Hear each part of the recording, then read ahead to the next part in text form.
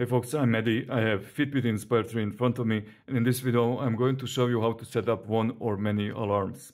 So let's start.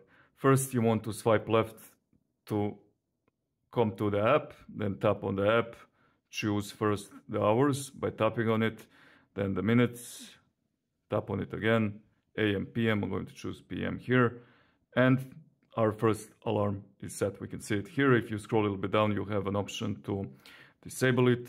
If you tap here on repeats, it's one time by default, but you can make it every day or a specific day. If you go back, we have also smart wake.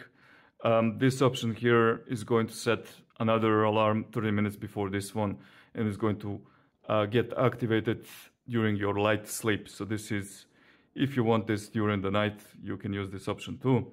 And then also you have an option to remove it here. So now I'm going to go to my watch face and wait for the alarm to go off to show you how that looks like. Okay, so this is how it looks like. We have an option to snooze it by scrolling down, and we have an option to end it by scrolling up. And once you scroll up, you'll have to tap one more time to end the alarm. Now, of course, it's a vibration alarm. It's not a sound alarm. And from what I can feel, I can say it's quite strong.